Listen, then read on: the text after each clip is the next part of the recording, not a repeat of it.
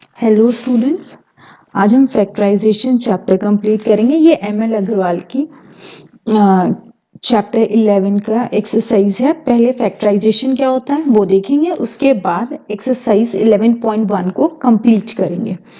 तो देखते हैं फैक्टराइजेशन होता क्या है। So factorization or factoring is defined as breaking or decomposition of an entity into a product of another entity or factor which when multiplied together give the original number or matrix। इसका मतलब क्या है कि factorisation एक ऐसा process है जिसमें हम किसी भी जो भी एंटिटी हमें गिवन है उसको डिकम्पोज या ब्रेक कर देते हैं, ठीक है। और उसको इस तरीके से ब्रेक करते हैं कि अगर हम उन सारी एंटिटीज का वापस से प्रोडक्ट करें, मतलब मल्टीप्लाई करें, तो हमें एग्जैक्टली में वही एंटिटी वापस से मिल जाए। चलिए देखिए, पहले एल्जेब्रिक एक्सप्रेशन की हम बाद में देखेंगे। सबसे पहले हम एक नंबर ले लेते हैं, जैसे लेट्स सपोज 12 मैंने एक नंबर लिया, ठीक है। अब अगर मैं इसके 12 के फैक्टर्स देखूं तो कौन कौन से होते हैं? 1 2 3 4 6 एंड 12। ये हमारे सारे 12 के फैक्टर्स होते हैं। अच्छा, अब हमें क्या करना है, अगर हम 12 के फैक्टराइजेशन करें तो हम कैसे लिखते हैं इसको? 2 इंटू 2 इंटू 3।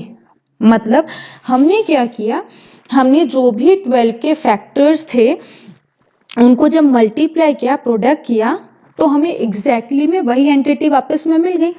तो ऐसा ही हम आगे फैक्टराइजेशन में करेंगे। मतलब होता है इसमें क्या है, आपके जो फैक्टर्स हैं उनको प्रोडक्ट के फॉर्म में लिखना है, ठीक है। जो भी आपको गिवन एंटिटी होगी, इतना ध्यान रखना है कि सारे प्रोडक्ट के फॉर्म में होंगे, ठीक है। चलिए एक एग्जाम्पल देख लेते हैं। लेट्स सपोज कि एग्जाम्पल है x square minus 9। X square minus 9 है मेरे पास। इसके फैक्टर्स क्या है? एक्स प्लस 3 और एक्स माइनस 3, ठीक है। अब देखिए होता क्या है कि हम अगर इसको सॉल्व करके देखें तो क्या करते हैं, हम इस x को पहले इससे मल्टीप्लाई करते हैं, फिर इससे करते हैं, फिर देखिएगा हमें यही एग्जैक्टली में एंटिटी वापस से मिल जाती है। तो अगर इसको इससे करते हैं तो क्या होता है, एक्स स्क्वायर, फिर x इंटू माइनस 3 हो जाएगा -3x। ऐसे इस +3 को इन दोनों से मल्टीप्लाई करते हैं तो ये हो जाता है +3x और 3 3 जा 9। अब इससे और इससे ये कैंसिल आउट हो जाता है, +3x है और ये -3x है, तो ये हमें मिल जाता है x स्क्वायर -9, ठीक है। तो ये जो हमारा मेन एंटिटी थी, इसको हम अगर प्रोडक्ट के फॉर्म में लिख रहे हैं तो किस तरीके से लिख रहे हैं, x प्लस 3 और x माइनस 3, ठीक है। ऐसे ही अब हम एक्सरसाइज 11.1 स्टार्ट करते हैं, ठीक है।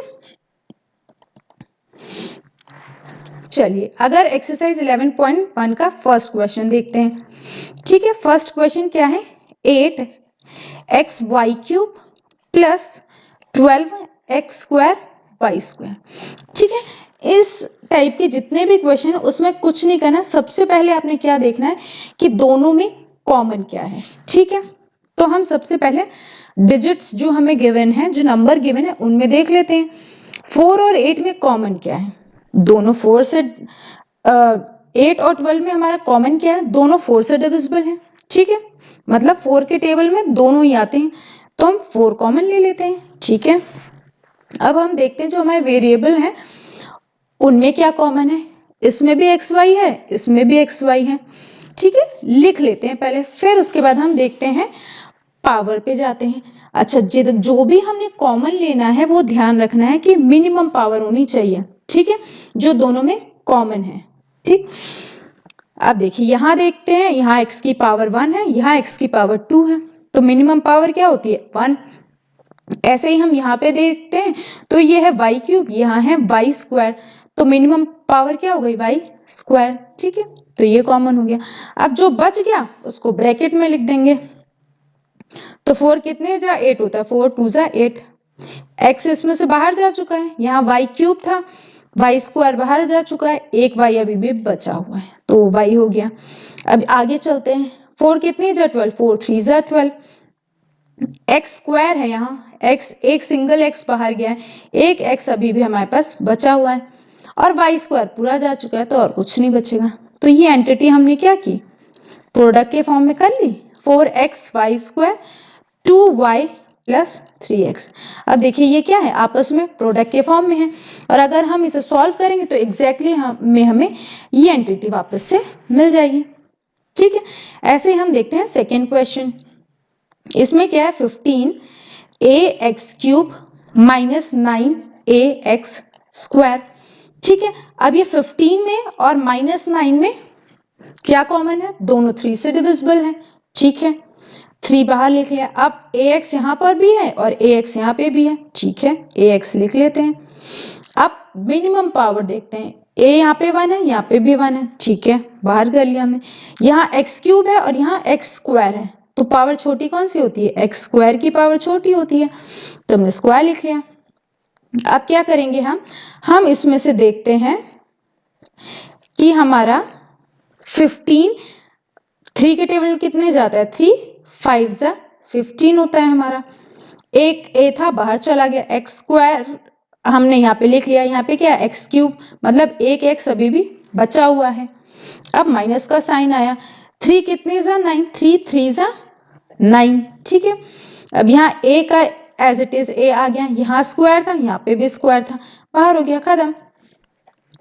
तो इसी तरीके से हमने सारे क्वेश्चन सॉल्व करने हैं। ठीक है, ये हो गया 5x माइनस 3। ठीक है, चलिए सेकेंड क्वेश्चन ट्राई करते हैं। सेकेंड क्वेश्चन का फर्स्ट पार्ट देखते हैं। फर्स्ट पार्ट क्या है, 21py स्क्वायर माइनस 56py। अब अच्छा, अगर हम देखें तो 21 और 56 दोनों एक सिंगल टेबल में आते हैं, और वो कौन सा टेबल है, 7। मतलब 7 तो मेरा कॉमन है दोनों में, क्योंकि 7 3 जा 21 और 7 8 जा 56। ठीक है, अब py स्क्वायर और py में py दोनों में आ रहा है। ठीक है, लिख लेते हैं। ठीक है, py लिख लिया हमने, ये हो गया py। ठीक है, अब बचा क्या, हमने देखना है पावर। यहाँ पे p की पावर 1, यहाँ पे भी 1, यहाँ स्क्वायर है और यहाँ 1 है, तो हमारी एक पावर ही कॉमन है, तो हमने वही लिख लिया। अब देखते हैं अंदर क्या बचेगा, 7 3 जा 21 तो 3 आ गया, p एक था वो भी बाहर चला गया, y स्क्वायर था, एक सिंगल y बच गया, माइनस 7 8 जा 56, py यहाँ पे पूरा का पूरा हमारा जा चुका है बाहर, तो कुछ नहीं बचेगा। तो ये हो गया हमारा 7py 3y माइनस 8। ठीक है, ऐसे ही हम सेकेंड पार्ट भी देखते हैं। सेकेंड पार्ट हम देखें तो ये है हमारा 4x³ माइनस 6x स्क्वायर। अब इन दोनों में क्या कॉमन है, 2 दोनों में कॉमन है, और x की पावर कितनी कॉमन है, 2। मिनिमम पावर हमारी क्या है, 2 है, तो हमने 2 लिख लिया। अब 2 कितने जा 4, 2 2 जा 4, और यहाँ पे क्या बच जाएगा x। ठीक है, और 2 कितने जा 6, 2 3 जा 6, और यहाँ हमारा ये बाहर जा चुका है, तो ये हो गया हमारा। तो ये हो गया हमारा 2x स्क्वायर 2x माइनस 3। ठीक है, ऐसे ही हमने आगे के थर्ड क्वेश्चन भी करना है। अब थर्ड क्वेश्चन का फर्स्ट पार्ट देखते हैं। ये हो गया 25abc square minus 15a square b square c। ठीक है, अब 25 और 15 दोनों किस टेबल में आते हैं, 5 से डिविजिबल हैं दोनों। ठीक है, लिख लेते हैं 5। abc मतलब तीनों में abc है, तो तीनों चीजें हैं दोनों में abc। अब मिनिमम पावर चेक करते हैं, 1 है यहाँ पे a की पावर, यहाँ 2 है, a की बाहर आएगी, b यहाँ 1 है, यहाँ 2 है, 1 बाहर आएगी, c 2 है, यहाँ 1 है, 1 बाहर आएगी। अब जो बच जाएगा उसे ब्रैकेट के अंदर लिख देना है। 5 कितने से 25, 5 5 जा 25, a भी हमारा बाहर चला गया, यहाँ c स्क्वायर था, c एक बच गया, माइनस 5 कितने से 15, 5 3 जा 15, a स्क्वायर था, एक a बाहर गया, एक a अभी भी बचेगा, b स्क्वायर है, यहाँ एक b बाहर गया, एक b अभी भी बचेगा, और c हमारा सिंगल था वो बाहर चला गया, खत्म। तो ये हो गया 5abc 5c माइनस 3ab। अब सेकेंड पार्ट देखते हैं। X square y z plus x y square z plus x y z square. अच्छा, अब आप इसमें देखिए तीनों ही टर्म्स में एक्स वाई जेड तो हमारा है, तीनों में आ रहे हैं, तो लिख लेते हैं एक्स वाई जेड। अब मिनिमम पावर देखनी है, यहाँ 2 है, 1 है, 1 है, तो x की पावर मिनिमम 1 हो गई। सेम ऐसे ही y की मिनिमम पावर 1 है, एज इट इज z की मिनिमम पावर भी क्या है हमारी 1 है, तो एक एक पावर सबकी बाहर आ गई। अब जितनी पावर बची है 1 1 माइनस करके हम लिखते जाएंगे। x की पावर यहाँ 2 है, 1 माइनस करेंगे, x से 1 बच गया। y z सिंगल थी, पावर 0 खत्म। ऐसे ही नेक्स्ट में चलेंगे, तो जो पावर 2 है हमारी से वही चेक करनी है, क्योंकि 1 1 तो हम बाहर ले चुके हैं, तो y की पावर 2 है, माइनस करेंगे 1, y बच गया। सेम ऐसे ही यहाँ पे क्या बच जाएगा, z बच जाएगा। तो ये हो गया x y z कॉमन, और x प्लस वाई प्लस z हमारा ब्रैकेट के अंदर आ जाएगा। ठीक है, अब करते हैं fourth question.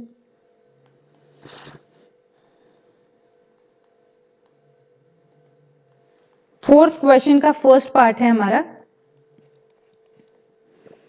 8x³ minus 6x² plus 10x।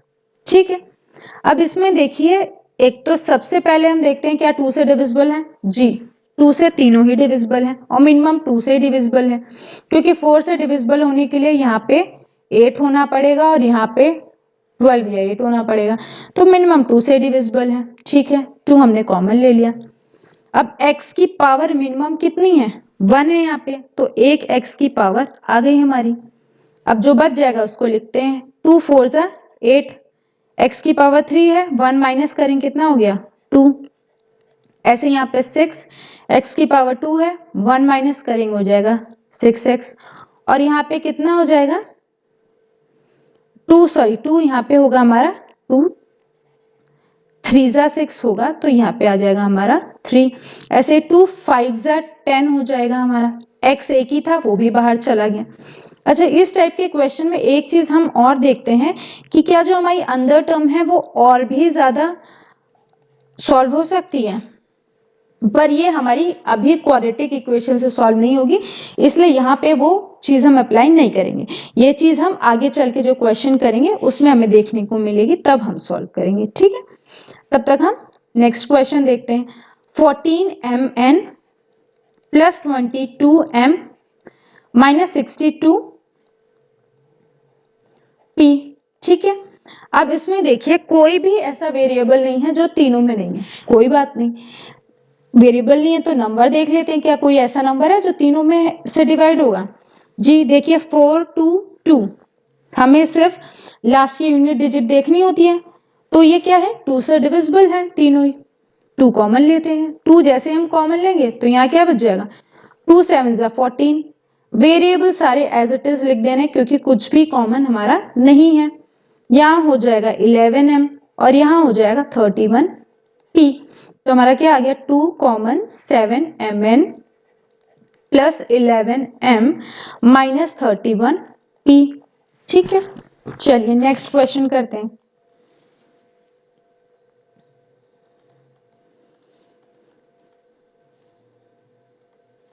Fifth question का फर्स्ट पार्ट देखते हैं। ये है 18p² q² minus 24p² plus 30p² q। ठीक है, अब इसमें देखते हैं क्या कॉमन होगा। 18 24 और 30 सुनते से ही पता चलेगा आपको, ये तीनों ही 6 के टेबल में आते हैं, तो मतलब 6 तो कॉमन है। अब देखते हैं क्या PQ तीनों टर्म्स में है, PQ PQ एंड PQ तीनों में है। अब हमने क्या मिनिमम पावर चेक करनी है, क्या है, तो यहाँ p² है, फिर p है और फिर p² है, मतलब मिनिमम पावर क्या हो गई हमारी 1। ऐसे q² और q, मतलब मिनिमम पावर कितनी हो गई हमारी 1। अब क्या करना है, हमने जो भी टर्म्स बच गई हमारी हमने उसको अंदर लिख देना है। तो 6 कितने है 18, 6 3 जा 18, तो p² और q² एक एक पावर माइनस कर देंगे, क्या बच जाएगा PQ। ऐसे ही 6 कितने जा 24, 6 4 जा 24। साइन आपने एज इट इज लेते जाना है, ठीक है। यहाँ पे क्या हो गया, p है, एक p बाहर हो गया, यहाँ स्क्वायर था, एक पावर माइनस कर देते हैं, यहाँ हो जाएगा 4q। अब प्लस 6 5 जा 30 और ये हो जाएगा कितना, p स्क्वायर q, यानी p हमारा बच जाएगा क्योंकि q एक ही था। तो हमारा क्या आंसर आ गया, 6pq कॉमन हो गया हमारा, और ब्रैकेट में हो गया 3pq minus 4p plus 5p, ये हमारे कॉमन टर्म आ गए। ऐसे ही अब हम सेकेंड पार्ट देखते हैं।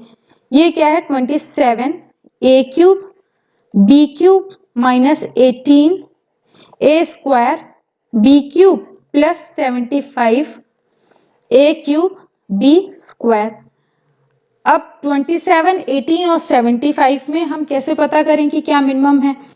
अब 2 से तो डिविजिबल नहीं है तीनों, 3 से डिविजिबल है, चेक करते हैं जी। 27 3 से डिविजिबल है, 18 3 से डिविजिबल है, और जो 75 है हमारा वो भी 3 से डिविजिबल है, क्योंकि अगर हम उसके डिजिट्स को ऐड करें यानी 7 + 5 करें तो हमारा क्या आता है 12, और अगर डिजिट को ऐड करके जो नंबर आ रहा है वो 3 से डिविजिबल है, इट मीन्स वो नंबर 3 से डिविजिबल है, ठीक है। तो अब इसमें हम 3 कॉमन लेते हैं। चलिए अब ए बी क्या तीनों में है, a b a b a b बिल्कुल है, ए बी। अब मिनिमम पावर चेक करनी है हमें, ए की पहले चेक करते हैं, ए की पावर 3, ए की पावर 2, ए की पावर 3, मतलब ए की पावर 2 मेरी मिनिमम है। ऐसे बी की पावर 3, बी की पावर 3 और बी स्क्वायर मेरा कॉमन है, ठीक है। अब जो बचते जा रहा है उसे लिखते जाते हैं। 3 कितने जा 27, 3 9 जा 27। अब माइनस कर दीजिए एक एक पावर, एक की पावर 3 में से 2 माइनस करेंगे a बचेगा, ऐसे 3 में से 2 माइनस करेंगे b बचेगा।